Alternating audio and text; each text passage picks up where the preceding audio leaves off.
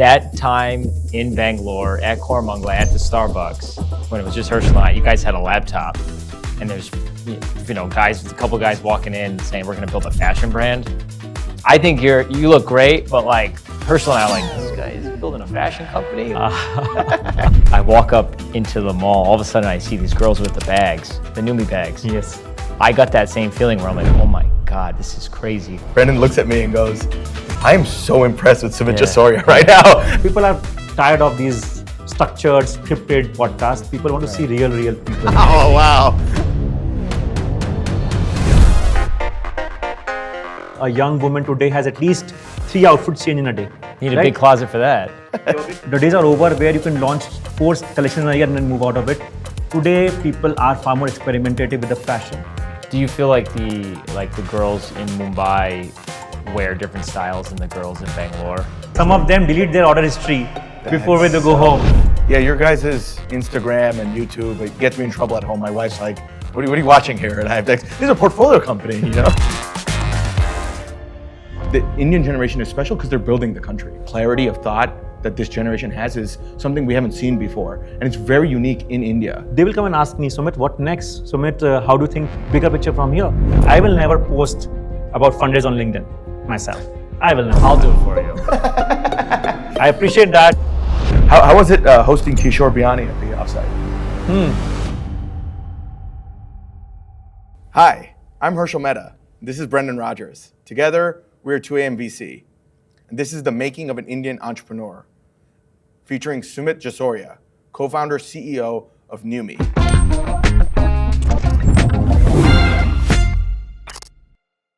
NewMe is a very special company to 2AM VC.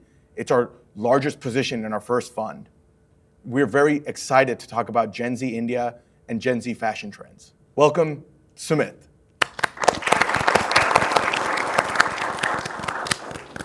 All right, let's get into this game. This will be a lot of fun here. Let's really test your Gen Z knowledge as well as the audience's. Okay, so I'm gonna state out a fact. It might be true, it might be bullshit. And I would like you guys to answer, and then we'll get Sumit to answer whether or not it's true or bullshit, all right? So question number 1. Gen Z is not yet a true economic force in India.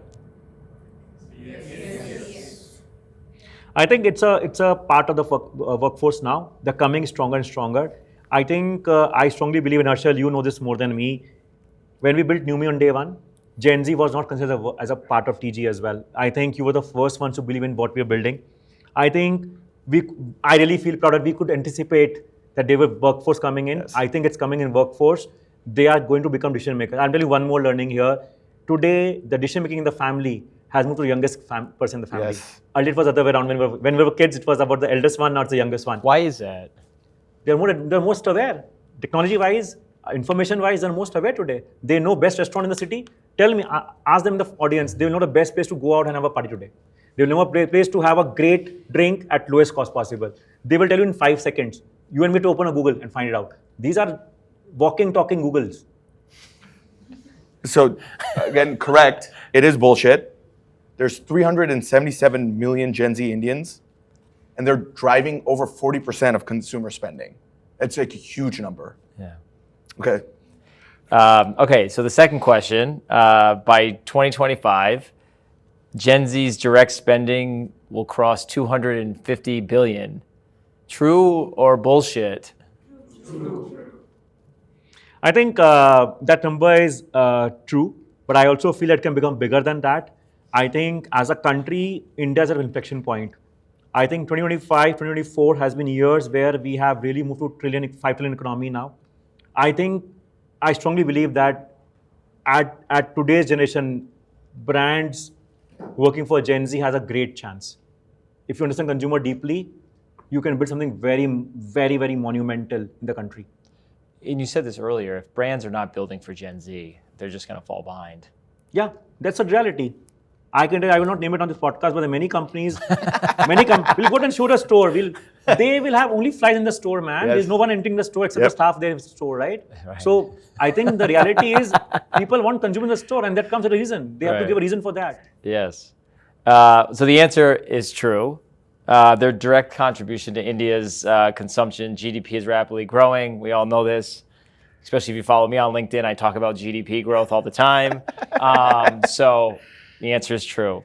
Yeah, and it's projected to hit 1.8 trillion by 2035. Wow. Which is a massive number. And that's like really what's driving India's economic force here. And even in like the US too, like the US eyes are on India. Everybody knows these numbers, they're excited about India. Obviously, that's why, we're very excited, but people in our circles are also very excited about these absurd numbers and whatnot. So. Can I take a step back for 2 minutes? Yes. I think here I would like to also put a very strong message that guys need to learn from China as well. Yep. I think at India, unfortunately, we don't learn from China a lot we should learn. I think it's a country with similar population size. And putting numbers in perspective, 2007, China was a 5 trillion economy. Today, they are an 18 trillion economy in 15 years from now. Yep. And I strongly believe that India needs to learn a lot more from East as well, which is China. The way they build infrastructure, they built ecosystems for global companies from China. I think we can do better than that, but it needs a lot of real focus on the long-term vision. And I think with the leadership and all, we hope that will happen for sure. But I think India needs to also learn from China a lot more. Yeah. Personally, it's my really request to all the people in the audience that it's a country to learn a lot of things for us. It's great insight. If anybody gets a chance to go to China, go. Your mind will be blown. Yes. It's one of these places where, as an American, we're spoiled as Americans. There's certain standards, certain things that that we take for granted. In China, I've never felt that kind of how do I say it of awakening. I was like, this place is so different and it's so fast and it's so well done that you naturally think of India as coming next. So there's huge learnings. I totally agree. All right, question number 3. 1 in 10 Gen Z Indians are in the workforce today. I think it's more than that today. I think it's more than that. 3 for 3. It is bullshit. Right? Currently, it's a lot more. Yeah, I think it's more because in data on online business, right? We're seeing a lot more people Correct. buying work sanity. So I know that this one is not true. It's more than that. Correct. Guys, correct. data, please, data. Yes. There we go. Gen Z expert. All right. All right, question number 4. Gen Z shops less often than millennials. Pure BS. Come on. They are more frequent shoppers and they love to experiment with the clothing. They'll experiment, love to 4 experiment. for 4. 4 for 4. They're actually 1.5 times more likely to even do research before they purchase. So it's emerging. You can feel it. All right. Question number 5. Gen Z is extremely loyal to brands more than older generations. True or false? Or true or BS? No, it's BS. It's BS. 5 for 5. Let's go. Gen Z is more experimentative, but I can tell you one thing. Once they like something, once you build a value with them, they stick to you. Correct. But they need a reason. Yes. And it has to be established again and again and again. Any brand who falters one time, they move on to next brand. So the research shows that Gen Z follows trends over brand loyalty. Yes. 72% of Gen Z actually look to creators for shopping inspiration. So just take that into account. Question 6. Most of Gen Z's spending today comes from their own earnings. True or BS? I think it's BS. Still, a lot of part of them is funded by the families, but I think it's changing a lot faster. I think 2 years back, it was much more from their families, but now it's also coming the workforce. In next 2 years, will change a lot more, I feel. So it is still, I would say, work in progress, where they start being themselves dependent themselves. But right now, it's mix of family plus their own. Yeah, I mean, of their 860 billion spending power, only 200 billion is direct and 660 billion is influenced spending. So, but they really also interesting. influence a lot of spending indirectly in their families. That's a very important thing which you're not talking. They are the biggest decision makers in the families. Wow. So 6 for 6, Sumit. And that leads into the next question, okay? So, truth or BS? 70% of Gen Z rely on their inner circle, meaning their friends and family, for shopping and lifestyle decisions. That's true. I think but I think it's for everybody. I think as a growing brand platform, the first trial is always through word of mouth. No matter how much to do marketing, influencer, but at the end of the day, and again, I call it the AE and V pyramid for fashion: aspiration, expression, and validation. If a young woman gets validated by a brand, she'll come and buy again next time. And she'll talk to her friends about that brand at least 3 to 4 times that I bought this, why don't try this brand? If somebody validates her, Yes. hey, I really like that dress you have on. This dress looks so good on you, man. And that makes her to purchase next purchase with NewMe. So I know that Right. how do I mix it Right. circle every time. 7 for 7. It's actually 8 out of 10 will rely on their inner circle for inspiration. Okay, does Gen Z care much about AR and immersive visuals? Truth or BS? I think it's BS for now in India. They look for experience, which is very good, very unique. Yeah. But AR and all, it's too early in India right now. It may change in the next 3 to 5 years. But today, they look at more of experience overall. Yeah, I agree. So, based on some data, 70% of Gen Z is looking for immersive experiences. It might not be AR, but they do enjoy experiences that feel personalized. Okay, question number 9, truth or BS? Snapchat has a strong Gen Z audience. Really? It is true, but it's not monetizable till now. Problem is this. So it's a data-wise it's true. Yes. But when it comes to monetization, it's very far. Honestly, from my learnings, It is true. 90% of Snap's daily active users are in between the age of 13 and 34, making it the most youth-dominated platform. Well, hold on. I have a. So, can you guys raise your hands if you use Snapchat? most of them would use it. Girls, especially, I'm sure girls will use it. But look, there's not many hands. Girls, the guys might not. Trust me. Girls, no? No one in this room? See, raise your hand. No, raise your hand then.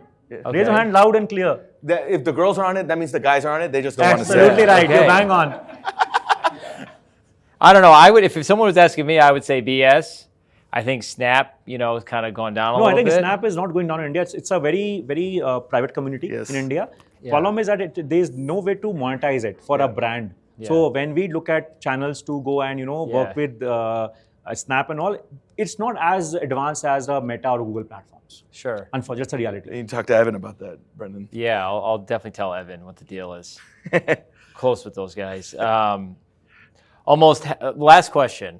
Almost half of Indian businesses are actively designing for Gen Z. Truth or BS? It's BS for now. It's BS for now. They need to do it. If they don't do it, they'll be out of business. That's my strong belief. 10 for 10, Sumit. Yeah, 45% recognize their potential, but only 15% are taking real actions with social media. Because the content problem is, creation, et Brendan, cetera. the problem is that they have their own very strong biases against Gen Z. Yeah. And I strongly believe that media plays a very big role there. I think we generalize Gen Z very quickly in India. Yeah. And that's the unfortunate thing we're doing for a country. I think Gen Zs have different persona, like a NewMe's chameleon, right? Yeah. The chameleon has different moods in a day. The Gen Z has different moods in a day. I think agree more. a brand or anyone has to look from their perspective what they want at workplace. So these brands should hire great content companies to help them with No. advertising to Gen Zs. No. I think they need to hire real people in the office who are Gen Z and we listen to them, make them more loud in the company. So hiring more Gen Z. Hire good people, Gen Z, but make them also leader or make them heard. They want to be heard, man. They are still very young. See, imagine a girl or guy of 22 years. It's his first or second job. You need to give him confidence that he is good. We did same thing when we were kids. Like when I did my first job, I could reach here because my manager was an amazing person. He mentored me. He guided me. How can millennials forget that thing? Yep. And you feel like companies are not focusing on this at all? Like it They have is. biases. They have biases against Gen Z. I said it's a very strong, sometimes bias, and that's the reason why. Yes, because half of the company run by millennials or pre-millennials also, and there's a big gap in the thinking of their versus the Gen Z population, and that's why the rift starts there. Yeah. That's really interesting. That's good LinkedIn content too. No, it's interesting. As a millennial, as like an older generation currently, there is this weird thing. I don't know if it's jealousy of youth, but there is these biases that come in naturally when you look at the younger generation. And then when you see their success and their pace, it is faster than you. And sometimes that you find it hard to believe.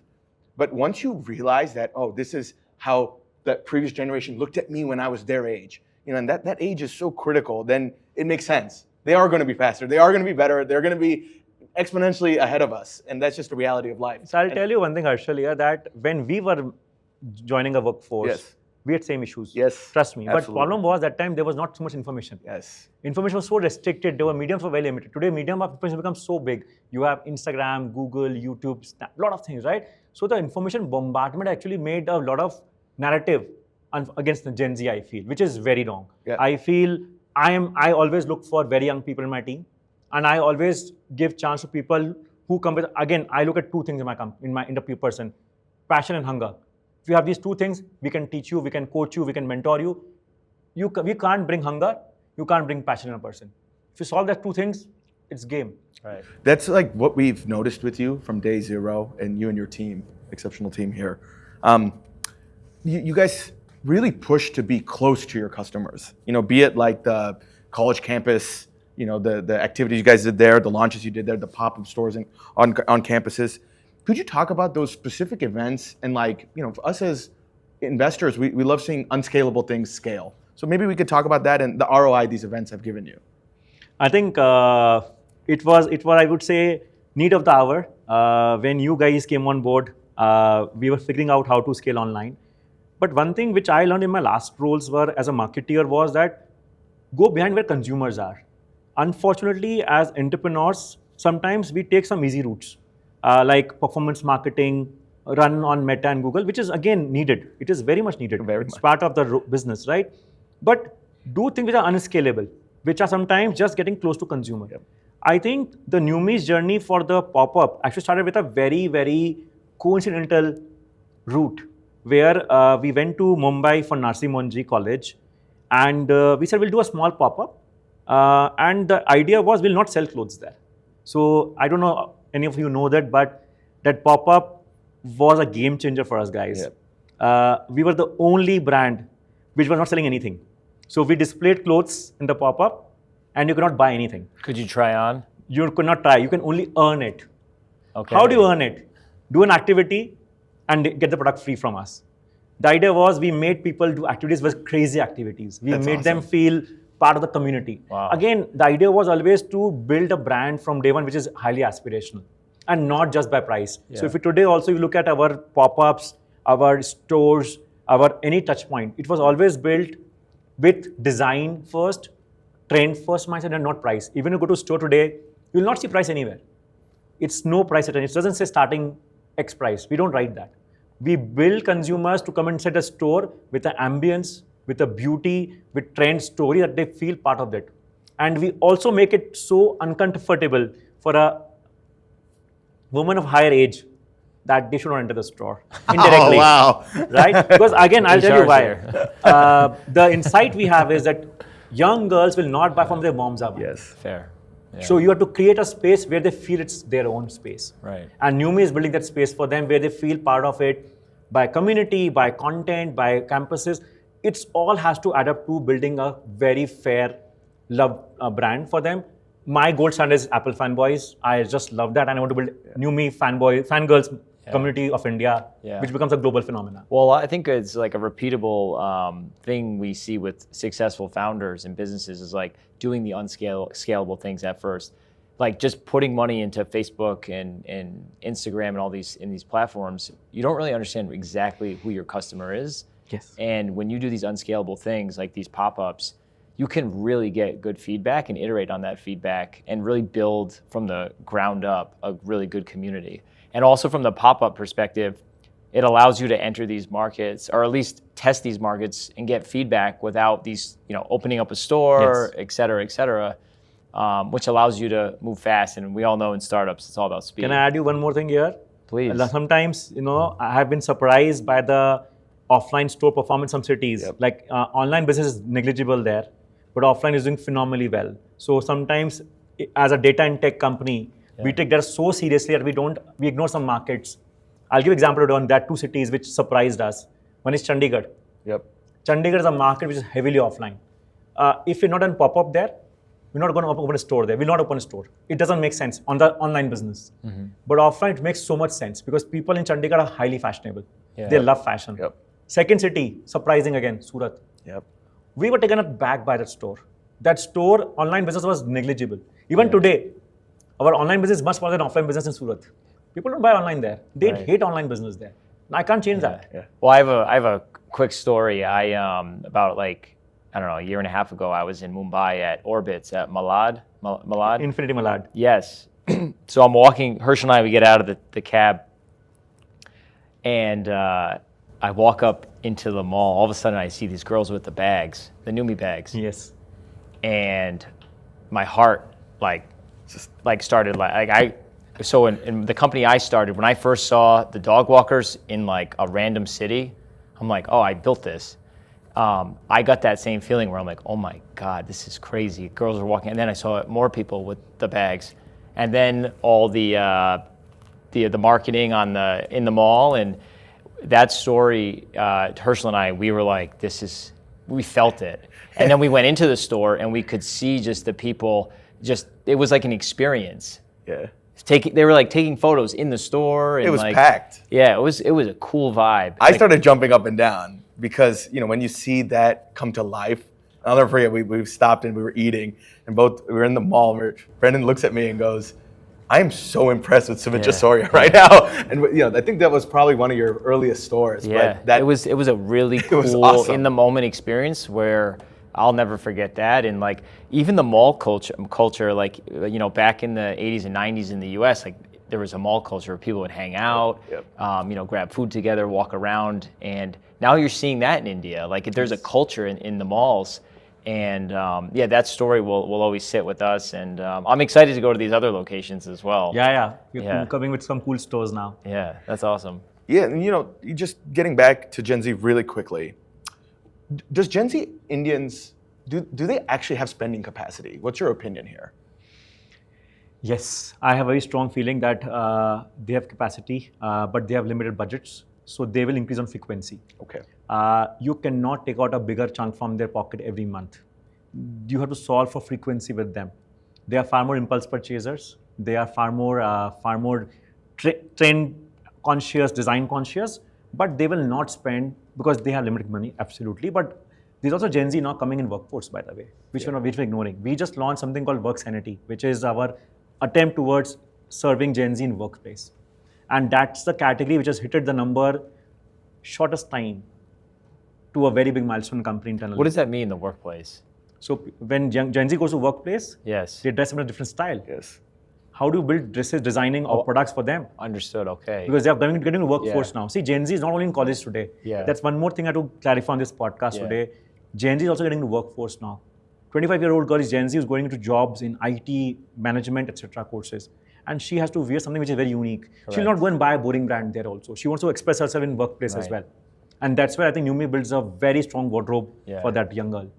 It's interesting as you said, the taking a big chunk per month, you cannot rely on that. But from an accessory perspective, these impulse purchases, lower price point, but getting them that repeat and that frequency, I think the accessory is very, I think very overall, smart. I think, Brendan, that's where I think brands have to solve now. I think the traditional businesses are not learning how consumers are evolving. I think consumers today are going to come to malls more often. They come to stores more often, but they want to see freshness there. Yeah. I think the days are over where you can launch 4 collections a year and then move out of it. Today, people are far more experimentative with the fashion. People are seeing trends on Instagram, on social media very quickly. They want to wait tomorrow. I am telling you, we're launching something tomorrow, which is just went trial yesterday on a song. It will go live tomorrow on our website. In 2 days, 40 hours straight, we get something which is trending on social media on NewMe. That's where we are working very hard on supply chain.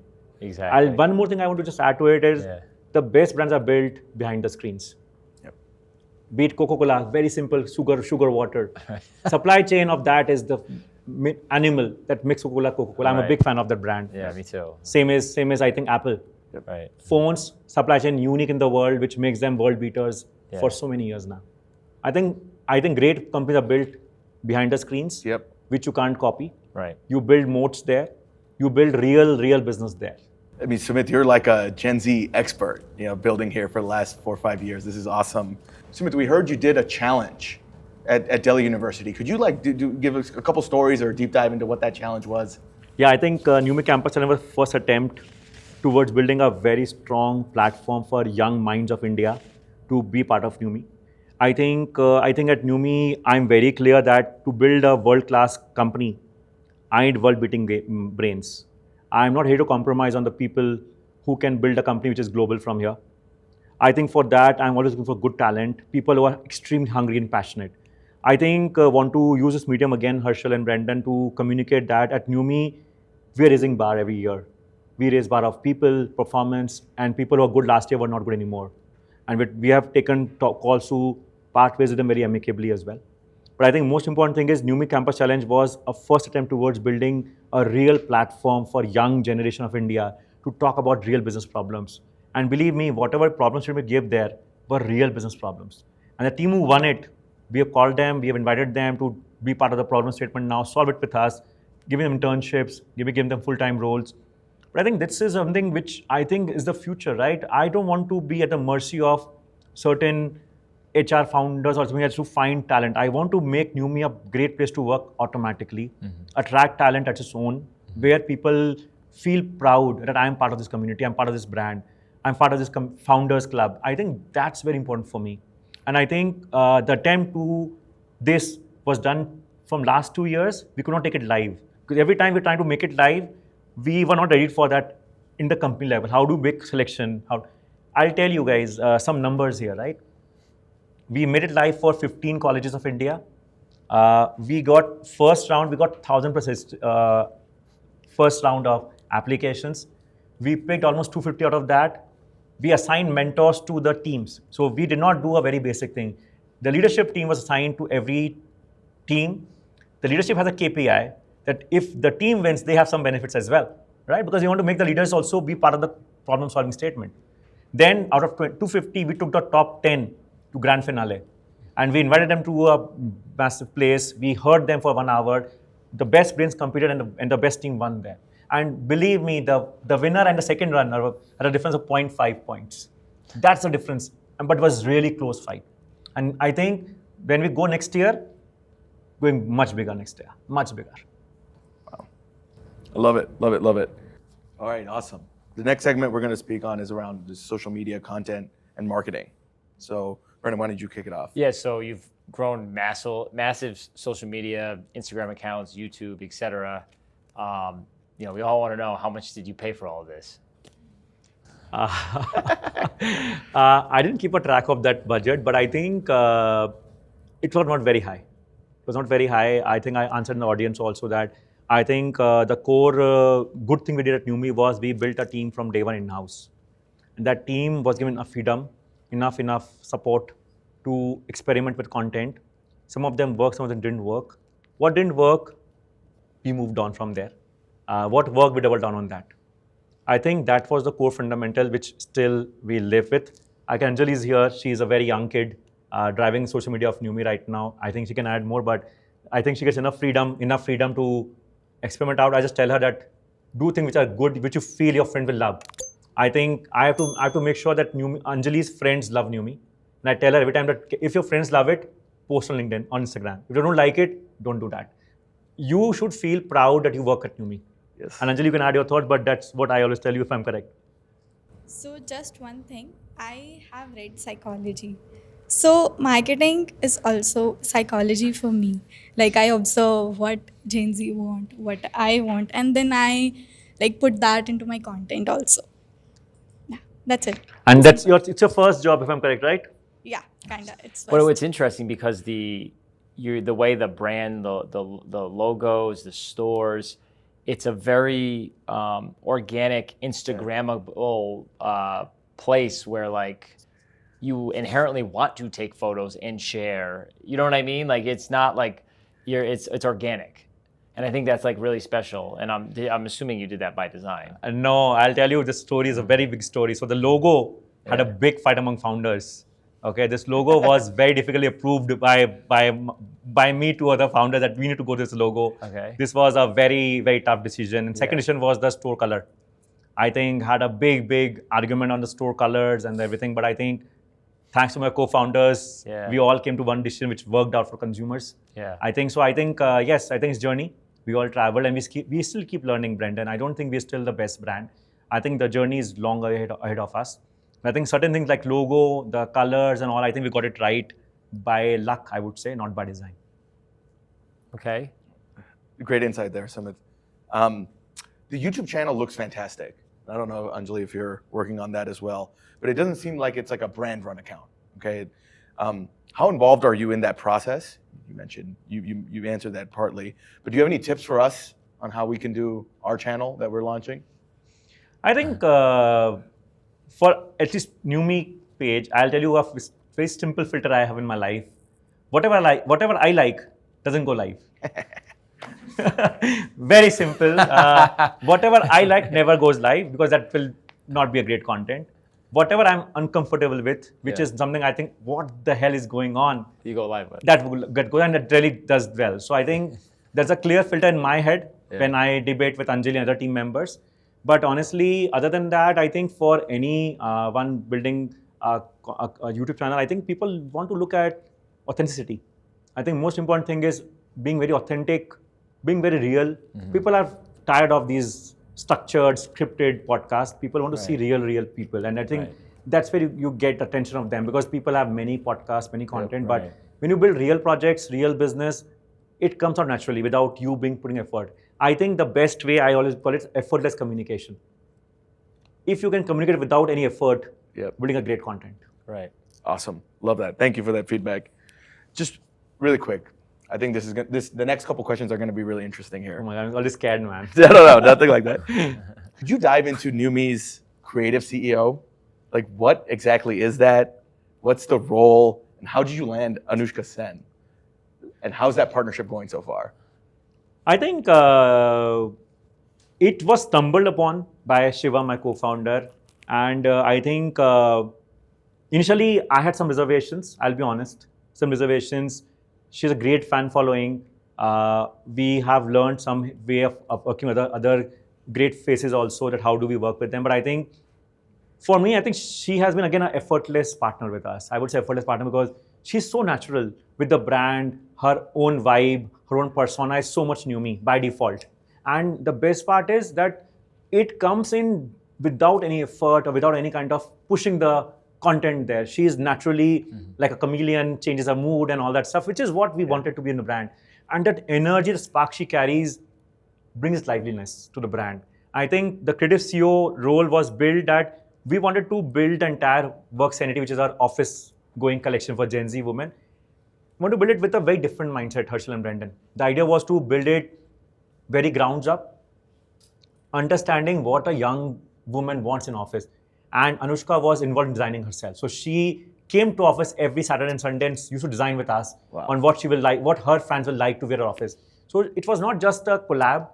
I would say it's a very deep partnership with her where she actually got involved in every design going live on the website, which is very, very rare sometimes. Very rare. But she was very clear that I want to make sure that girls wear this at office, this will be comfortable wearing office, the skirts we designed, the coats we launched, the blazers we got in, all were her ideas along with the team definitely, but she became a very strong mirror for us.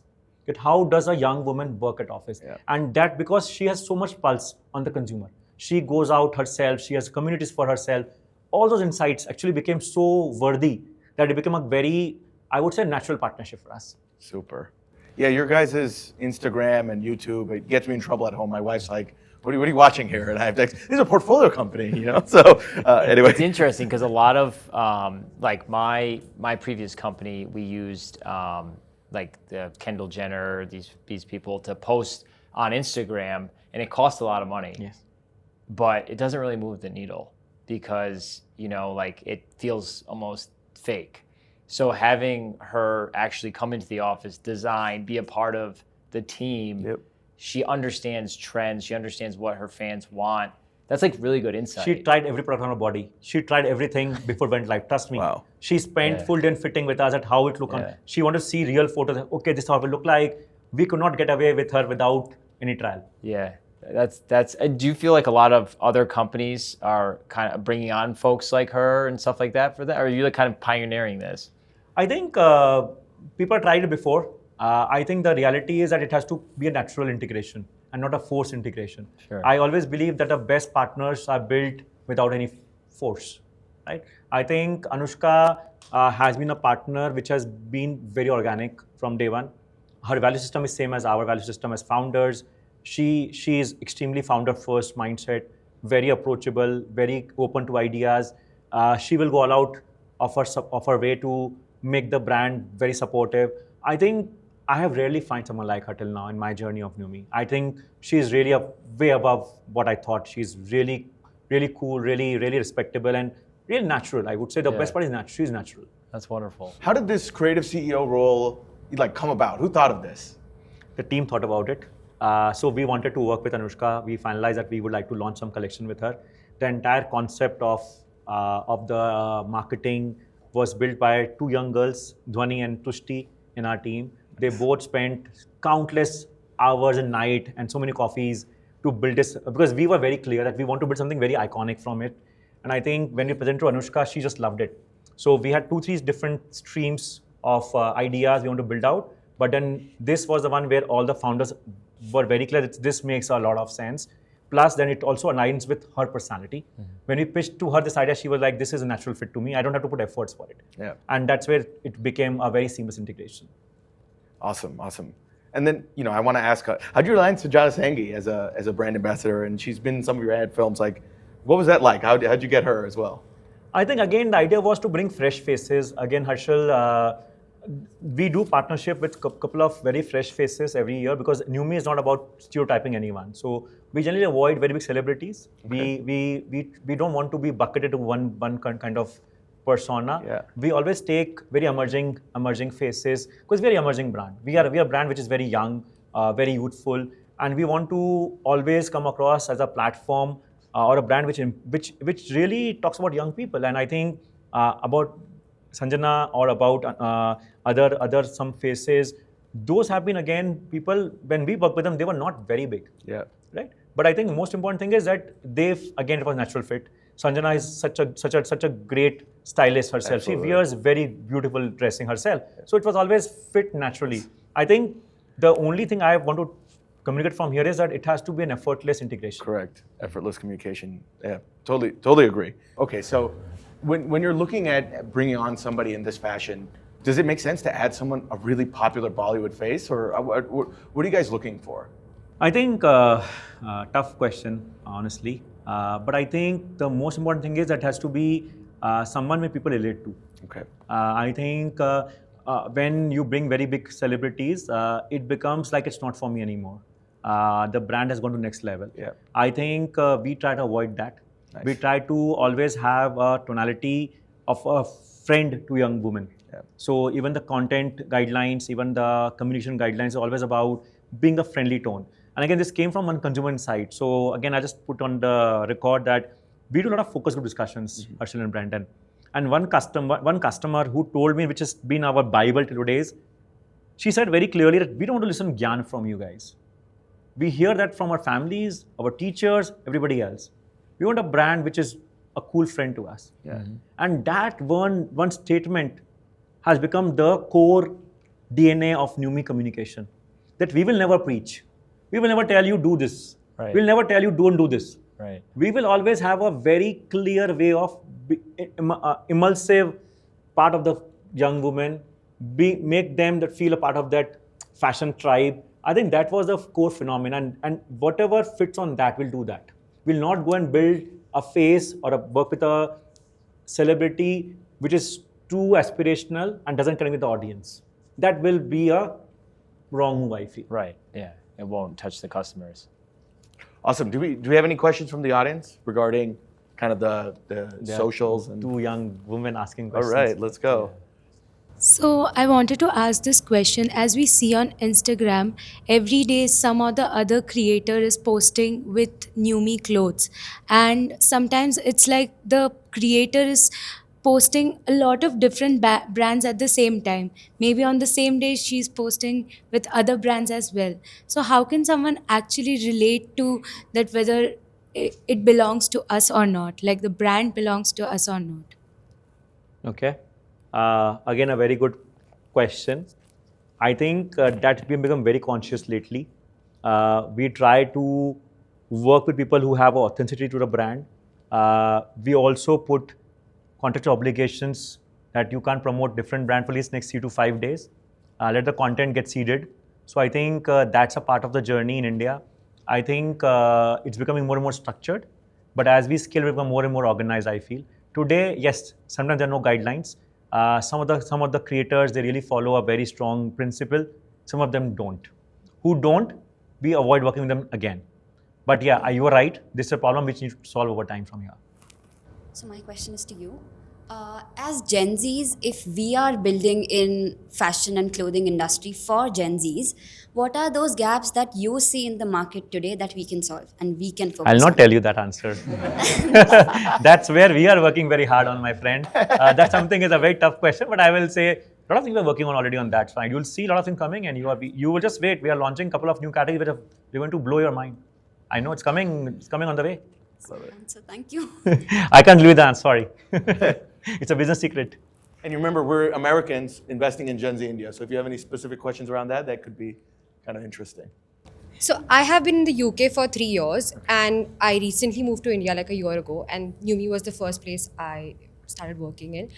I want to ask you this question: how different are the Gen Zs in the Western countries versus how different are the Gen Zs in India? Like, what is our unique quality you feel like? Are there any difference, or is it just the same?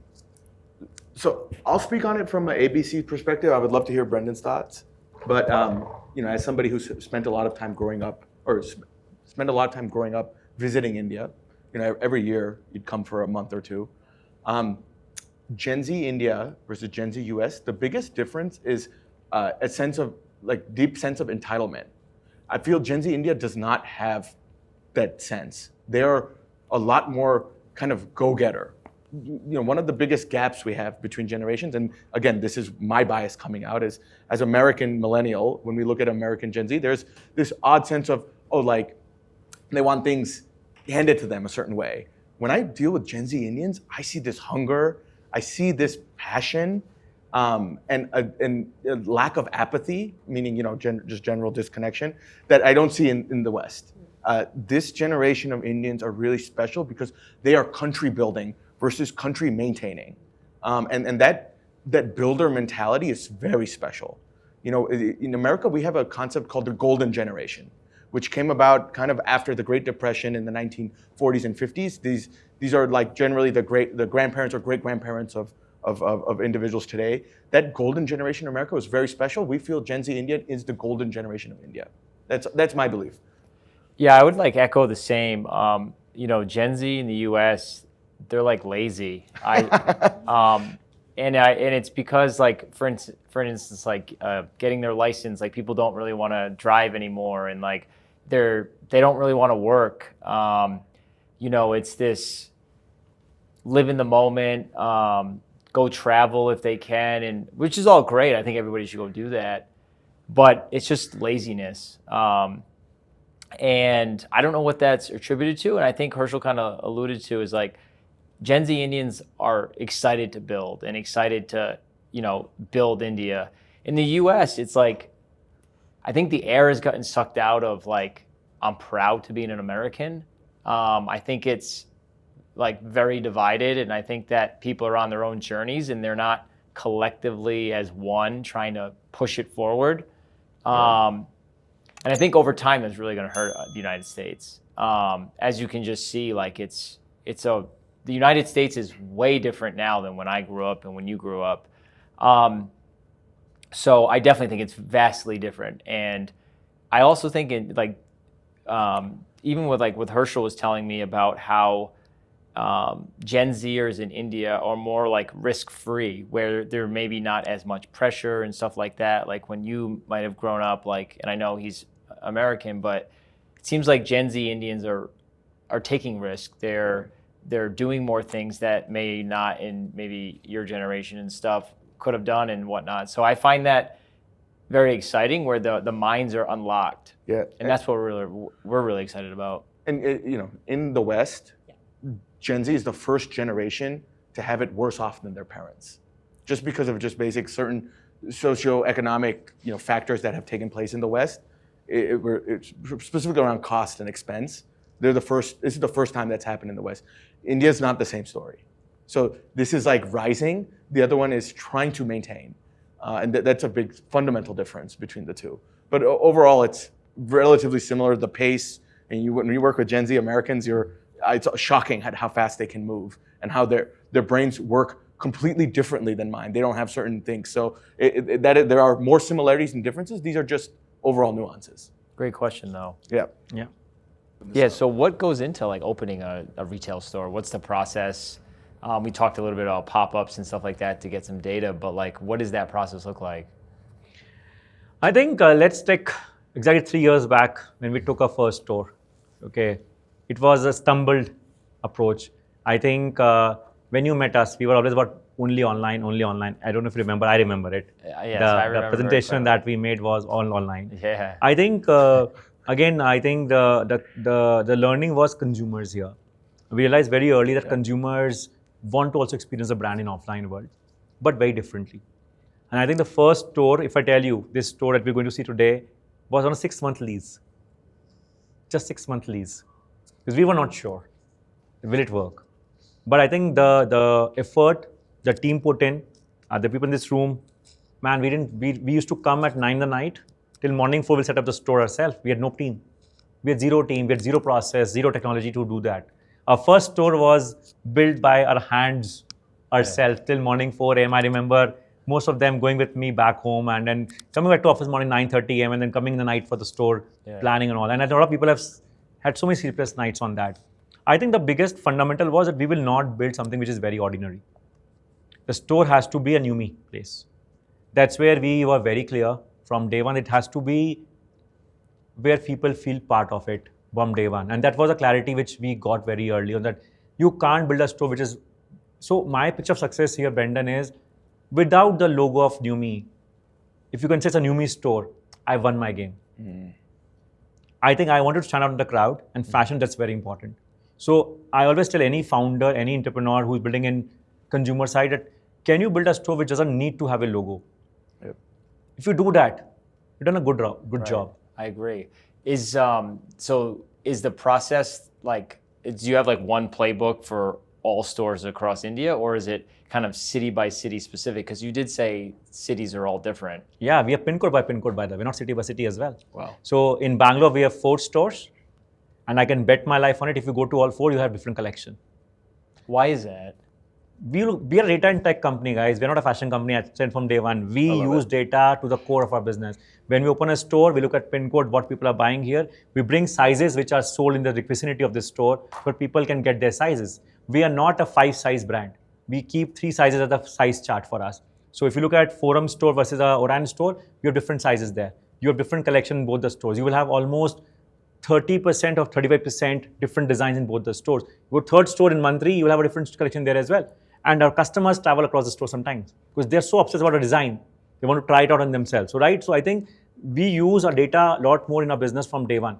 And that is where I think we change the game for a competitor. We make that field where they want to come and fight with us on inventory low model.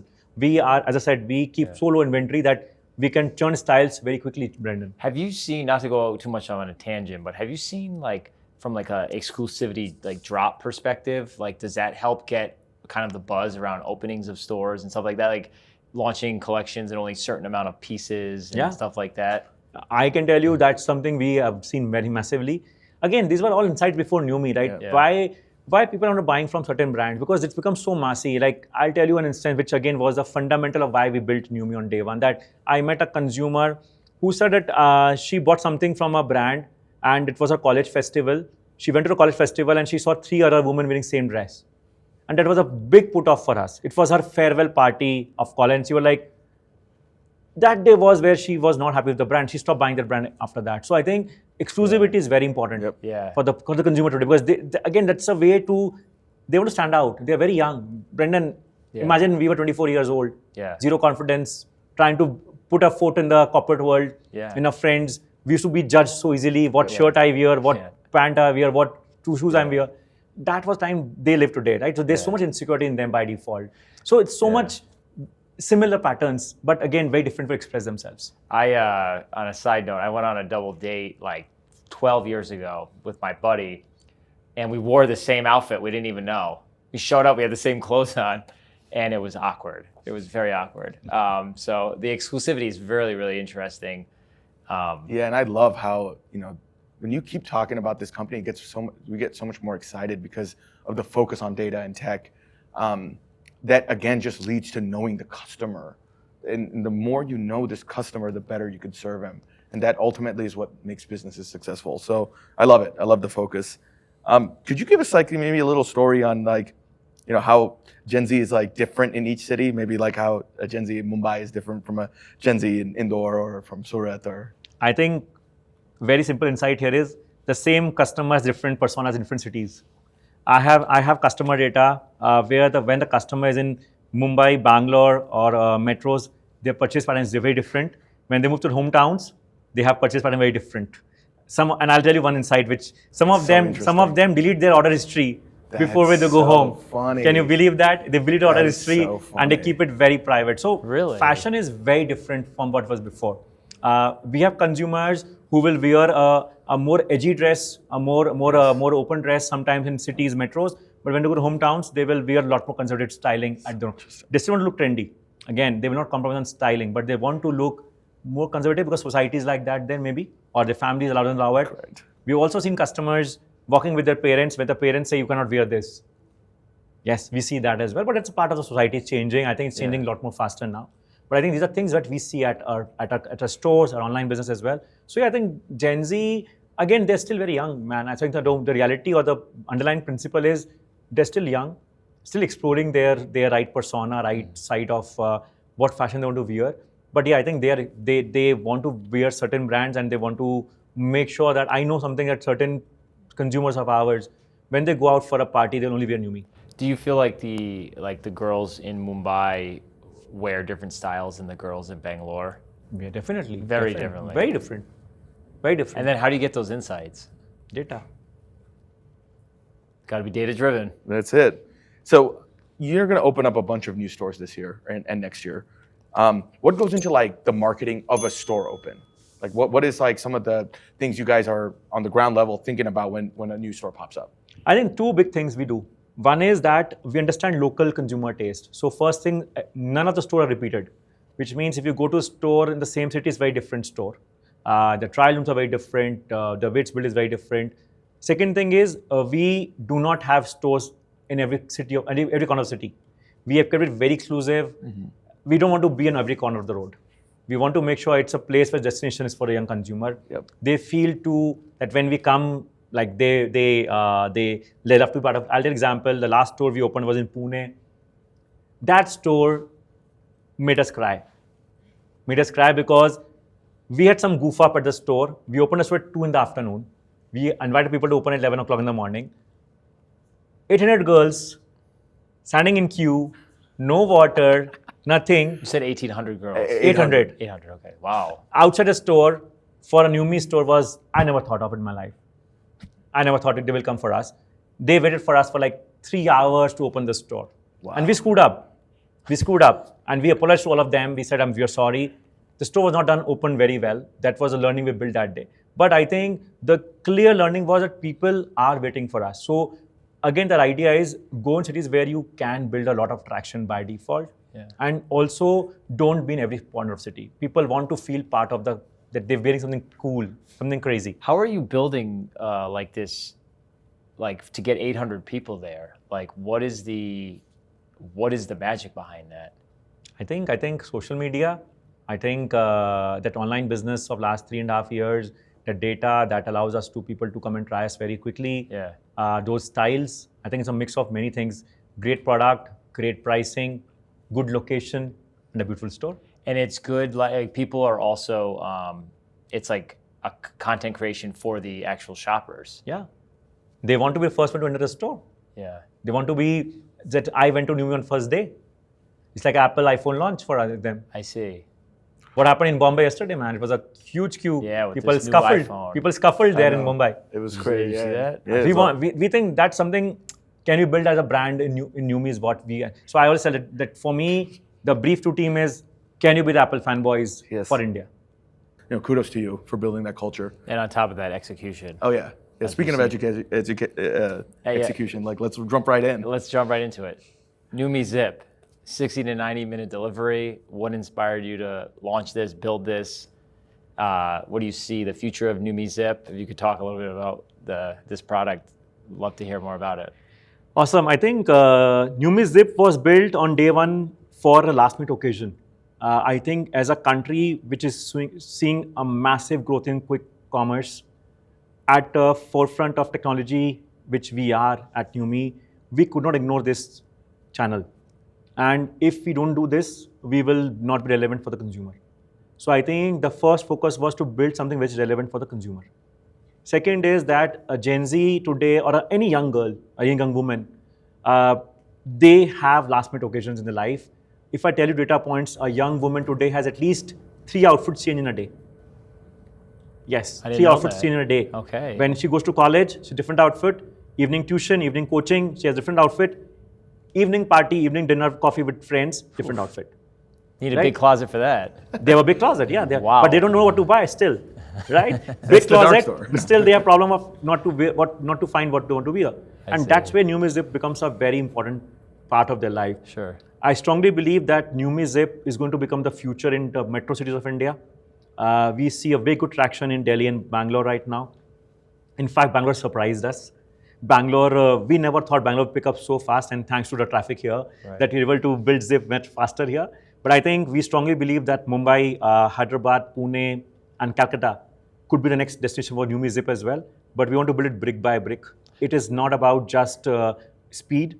It's also about good designs. And again, that's where a lot of people misread quick fashion. Quick fashion is not about building anything on the fashion. People want good designs in that as well, Brendan. Right. And that's where NewMe stands out in the market. I agree with that. I think on these other platforms, like you can buy clothing, but it's very generic. Absolutely. I think NewMe is not selling fashion at all. We don't sell clothes. We are not in a business of selling clothes. Business of selling aspiration, selling a dream, selling a confidence. Yeah, and like we talk about this all the time. When you're in a consumer space, creating that delight is like so critical for every business. The customer has to feel this delight. Have you noticed this in your initial launch? Like, what is the feedback you're getting from customers? I think the feedback has been tremendous. I think NewMe is going to become one of the big levers of growth from here. We are doubling down on that in next 2 months.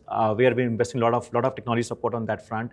We are the only company which is using our stores for Zip, which no one knows, right? We are not building dark stores for this. We are using our store inventory to be live on NewMe Zip, and it's been a lot of data has moved inside that. A lot of technology has been built for that mindset. So we are building a true omnichannel brand from day one. And the principal fundamental is keeping inventory at India's lowest levels. Sure. We are today safely the most managed and most lowest inventory industry today, while even having offline business. What is your, what's like the dream destination, like to open a store? Like a city, a specific mall, it could be in India or globally. Like what's like the... I know what he's going to say. I think, tough one, and I not thought like this, but I strongly believe that the future of fashion is going to omnichannel. And whenever we go international also, we'll have a hybrid approach of online and offline. Yes. We will never just be online and outside of India as well. I think if I had to put one place or like 2 or 3, I'll put 2 or 3. One is if I'm able to open a store in London, Oxford Street. Let's go. It's the fashion place of a lot of part of Europe. Maybe something in Paris. Again, a beautiful city with very high fashion.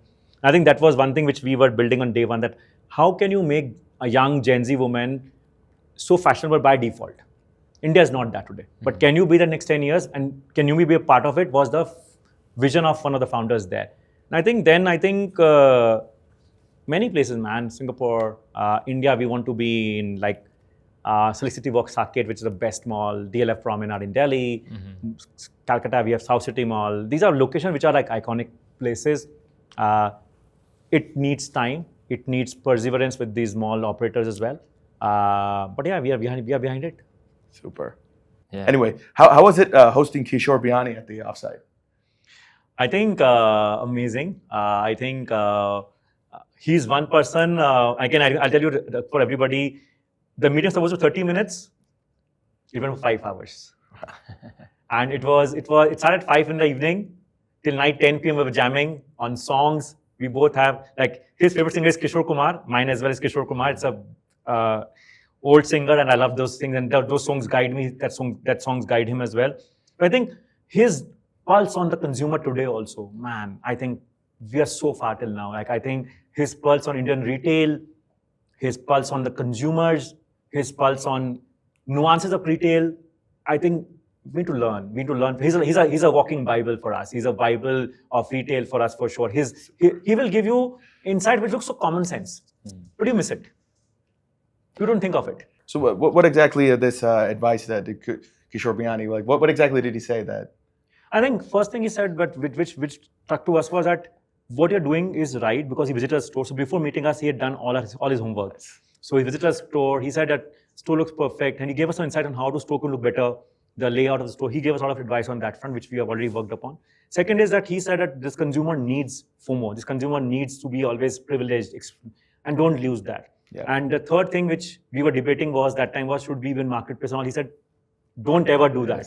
So I think he just validates your confidence that you're on right. See, sometimes you don't need to direction. You just need to get validation from someone as smart as him to say that you are on the right track, guys. I think that those 3-4 hours with meeting with him, when me and Vinod walked out of the meeting, we were supercharged. We were not drained out. We were supercharged. We were like, dude, we're on the right track. We have to work harder.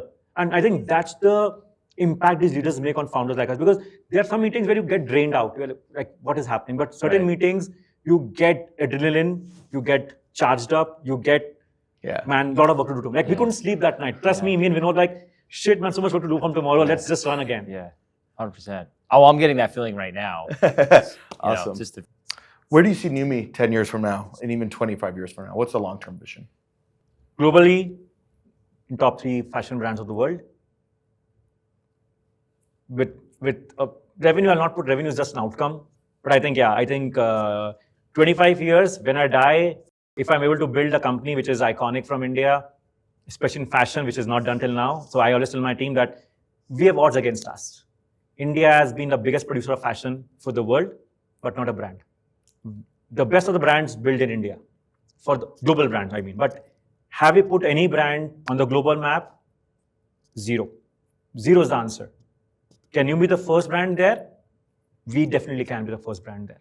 But that needs relentless execution, deep focus on consumer, and very efficient supply chain. If we're able to do it again and again, sky's the limit. Super. Can you touch on what is your Indian dream, and like where do you see India in 2050? 2050? Yeah. Global superpower next to China and US. Yeah, completely agree. We're already there, by the way, but much bigger impact, I think. Yeah, I agree. And Gen Z's building it, so super stuff. Who's your favorite Indian founder? I would not say one, man. I think lately, last 12 months, I've met founders which are away from the limelight, Harshal. And I think want to highlight that to everybody who's listening to podcast. Sometimes, as media, we only glorify fundraise. Correct. We only glorify the next milestone. I think that's something I stay away from. Personally, and that's my commitment to myself and my team, that I will never post about fundraise on LinkedIn myself. I will never do I'll that. do it for you. I appreciate that, but I feel that that's not what I'm here for. It's a milestone. As a founder, I do it. It's a part of my job to do that. But where I always post is when the consumers like me, when the consumers like the brand.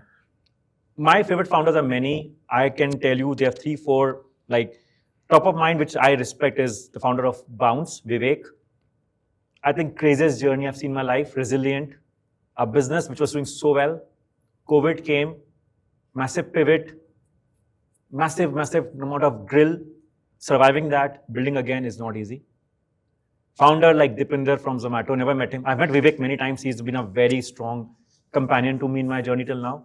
But Dipinder, I think again, when I heard his podcast, his media shyness, his so introvert mindset to become the face of the brand when the brand wanted public, taking that company to next level in a massive direction, right? It's not a small company. Acquiring Blinkit. I met someone and he was on the Zomato board. I met him just 10 days back in Mumbai, and he said that entire board was against acquisition of Blinkit by Zomato.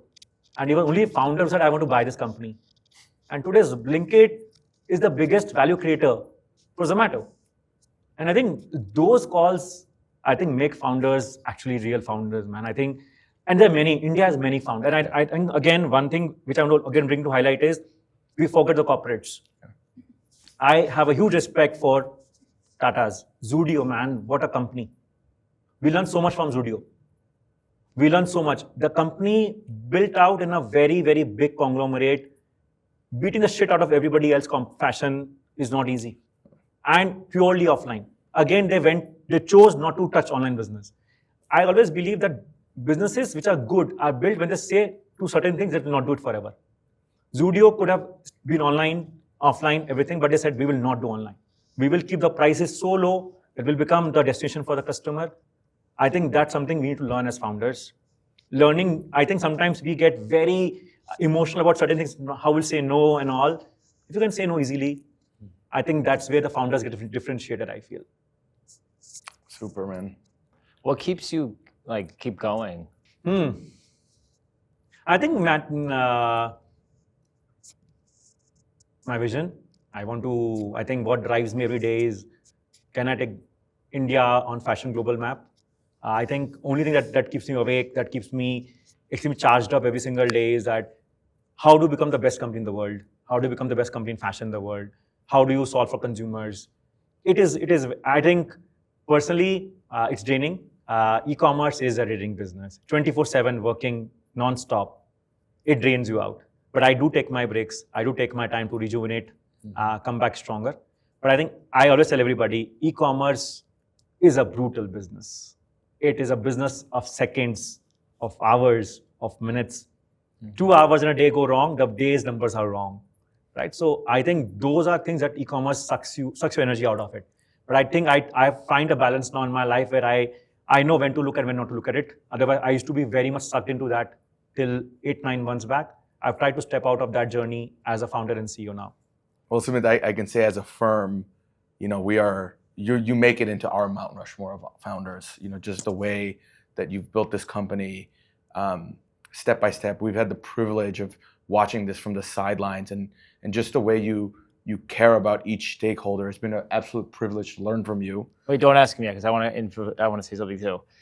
That time in Bangalore at Koramangala at the Starbucks, when it was just Herschel and I, you guys had a laptop, and there's a couple guys walking in saying we're going to build a fashion brand.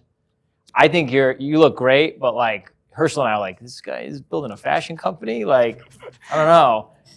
But your passion, your co-founder's passion, the everything, and this Herschel and I, we started the fun, just together, and to have you with the laptop at Starbucks is a dream come true. Where I'm just Herschel and I, we're looking at each other man, this is it. We're in. We're got to do this, and that's a moment in my life where, for the rest of my life, when I go home and people are oh, what do you do? Blah, blah. I'm oh, I invest in India. They're wow, that's so cool. And they're tell me a story. And that's the story that I tell, where it's doing these coffee shop deals, man. That's what it kind of is all about, So I appreciate you and thank you for giving us this opportunity. And it really is just the beginning. No. I think I have to say thanks to you today on this podcast, man.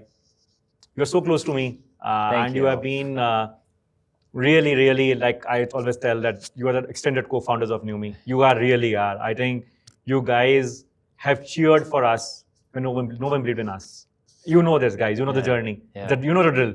100%. How much drill we've done. But I think those moments are always special to me. Those moments keep me grounded. Yeah. Those. I think I really believe that was good. What happened 22 when we heard so many rejections. Yeah. I was really scared that you might also walk out. Trust me. We thought that since there's no one in India backing us, why will someone in US back us? Yeah. But you both, they stood by us. You were the ones who wired the money so quickly.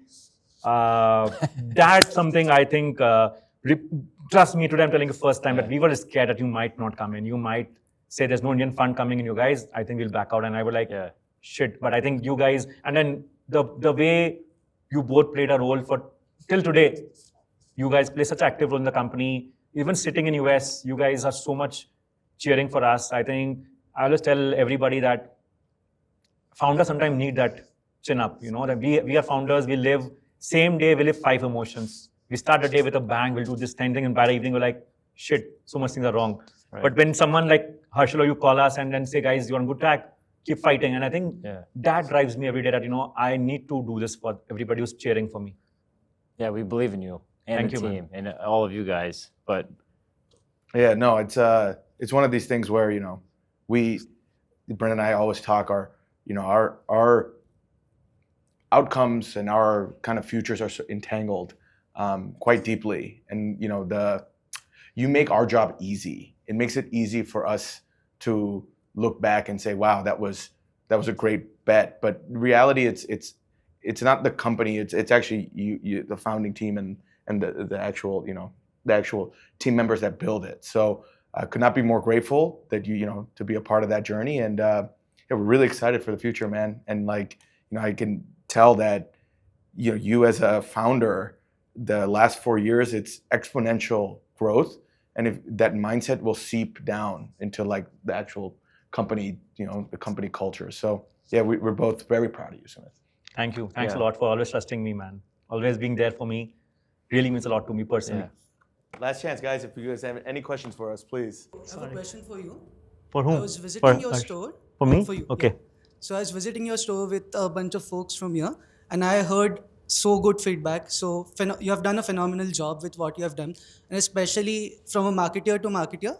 What I think is there's no such thing as organic growth anymore. There's either organic luck or engineered growth.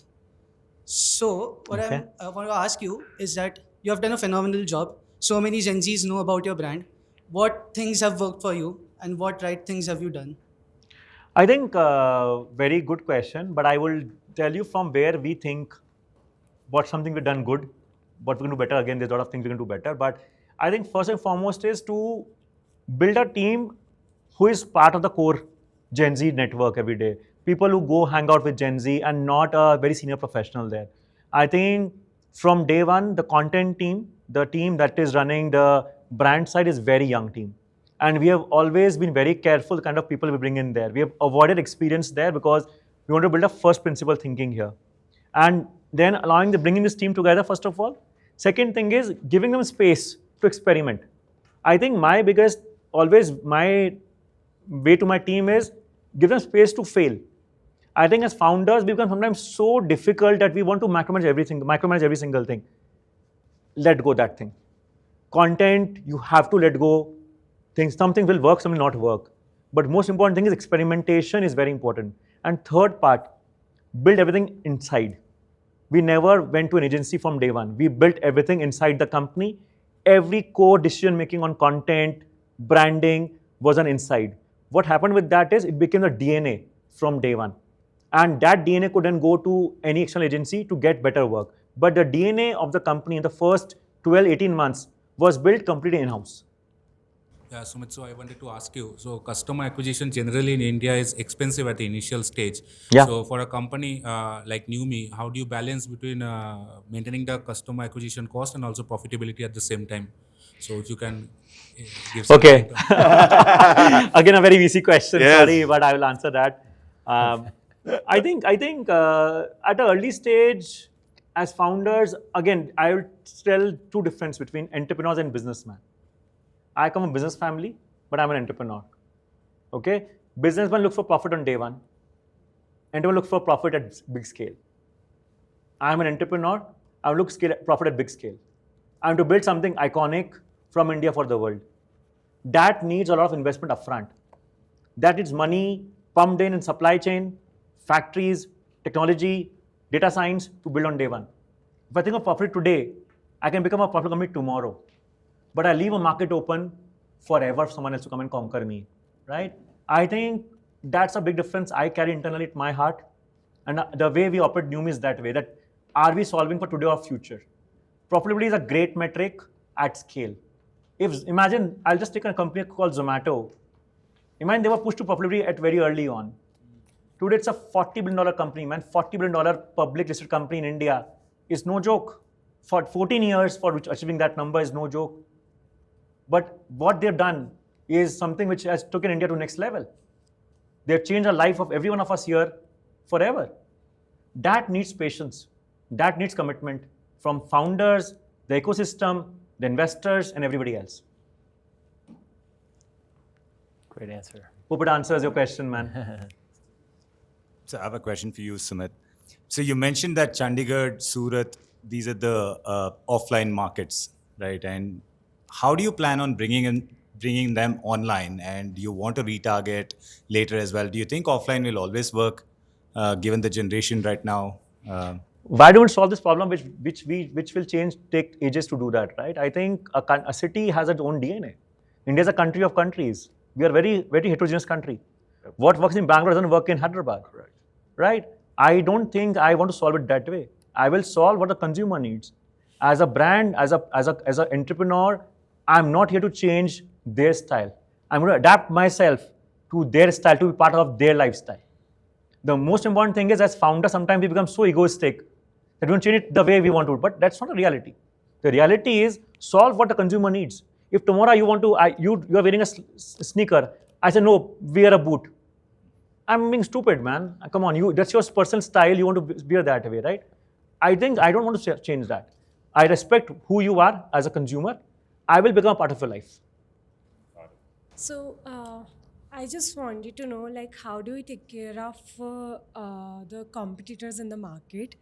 So if some companies, like if I would name companies like H&M or Zara, they're also into fast fashion. So what things do you keep in mind that, okay, you have to be ahead of them? What is the first thing comes to your mind? Is it the fashion design or is it supply chain more? None of these. Consumer at the core. If it was for consumers, rest all is BS. Right? I have to care about consumers first. Consumer has to be served with the best possible supply chain, best possible design. But if consumer is not served, what they need, we don't get that. We have no right to exist. So I solve for consumer first. These all are enablers. So if consumer is not happy with the product, if any of the girls say it's very boring store, I don't like I don't find anything what I want to wear, I've screwed up, man. Then I have to fix it. So I think all the supply chain technology is an enabler for solving the bigger cause. The bigger cause is making a big part of the young woman's wardrobe. All right, awesome. Thanks, guys. Awesome. Thank you. Thank you. Thank you.